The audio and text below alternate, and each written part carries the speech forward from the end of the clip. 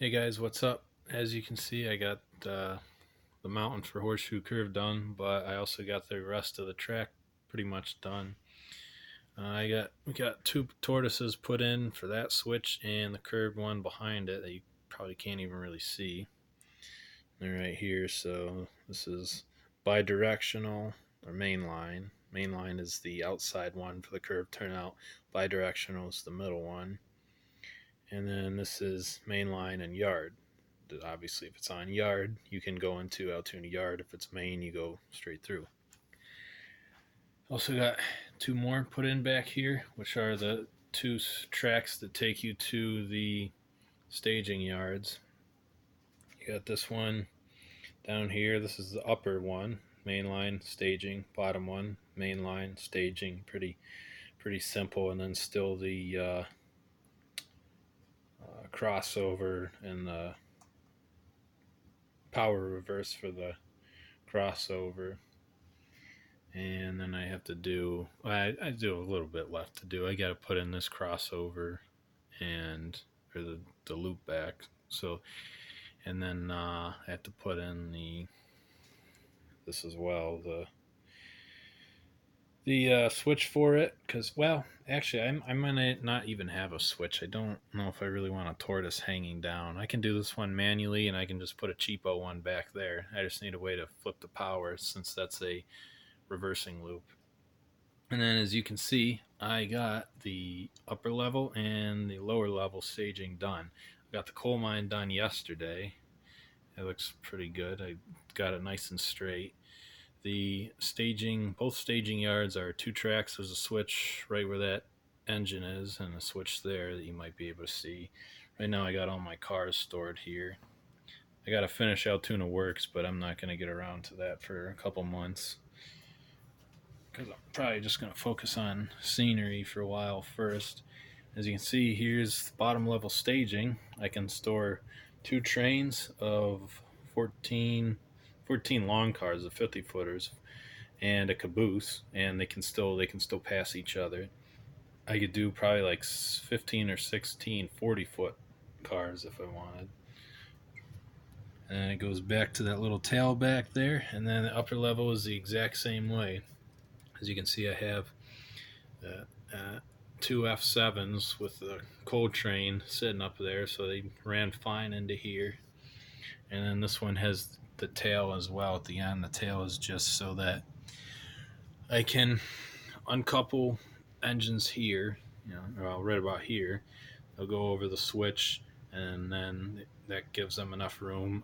An ABA set can go over it and back up and get out. Or other thing I can do, if it's a situation like this where one track is blocked and a train's coming in on the other one, you can unhook the engines, run them down to the end, and I think as long as they're not an ABA set, I can have another consist come in, drop off cars, sit here and go type of thing.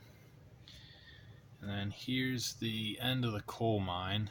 I added this fourth track in the front for storage for two things.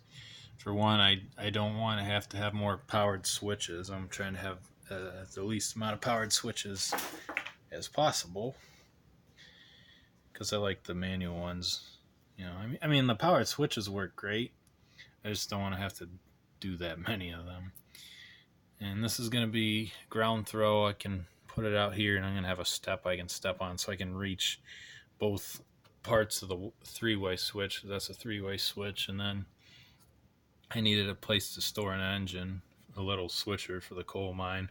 So I added this track and that, and now this way I can store a few extra coal cars as well, because I believe these three, well, actually this one's shorter, but these two can hold, I think, five of these coal cars, the yellow ball hoppers, and six of the brown H21As. And then I can do 5 and 4 for these two. So I could hold 22. Well, if I don't have the engine in there, I could hold 22 of the brown hoppers in the coal mine, and what did I say? 5 and 4, so 18 of the yellow ball hoppers in here. So that's more than enough because I'll probably have my longest coal train will probably be 17, 18 brown hoppers, H21A hoppers, or 15, 16 yellow ball hoppers. So that's really it for this episode. I'm gonna have an operating session this weekend. I won't have any video of that just because I don't want to videotape people or ask them if I can videotape them. Also because it would just be sitting here. I'd have to put the camera way back here or something because I'm one of the operators, so I wouldn't be able to show anyone anything specific. I think if there's any. Oh, we also got some blocks put in back there. The blocks are just a regular block with another block nailed to it with a little gap left on the upper part and the lower part so they could sit back there. So we could just kind of sit back there like this, and the upper level can sit on it because I needed some way to put the back part of the upper level in permanently. And this way, nothing's screwed in. This way, if I ever have to take the upper level down, I can just unscrew it from where it's connected there and just lift it out. So that was one thing I got done.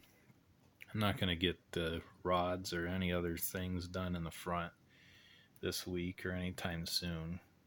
I probably won't do that until I actually start working on scenery down here.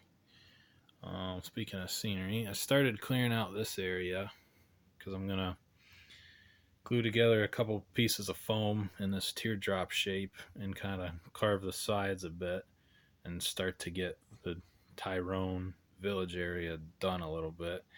Got a couple buildings I need to put in here. Well, a couple buildings I need to finish and put in here. I got to figure out where to store a lot of these little random things like my little Christmas trees or pine trees with snow on them. And then I also plan on getting the rest of Horseshoe Curve Mountain done. I got that part almost done. I got to do the back part, which will be tough because that's the part that they had to cut a lot out of, so that would be just about like that. And then this part, I would like to have a decent height to it, at least a foot, but it's going to be a little tricky because unlike this can just go up against the wall. I don't need a backside. I do need a backside for this, but I'm going to do like a cliff or something on the backside so that I can make the front side a little higher up so that it looks a little better.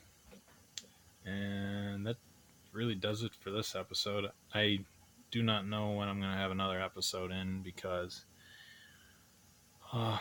right now I'm just working on cleaning stuff up, putting cars away that I'm not using, testing out a operating schedule, and slowly working on scenery. But hopefully my next episode will be scenery for, I'm thinking either Horseshoe Curve, Tyrone Village, or I might ballast the yard since the yard's a big chunk. I know you're supposed to ballast last, but I kind of want to do that first for the yard at least. So until then, I will see you guys later.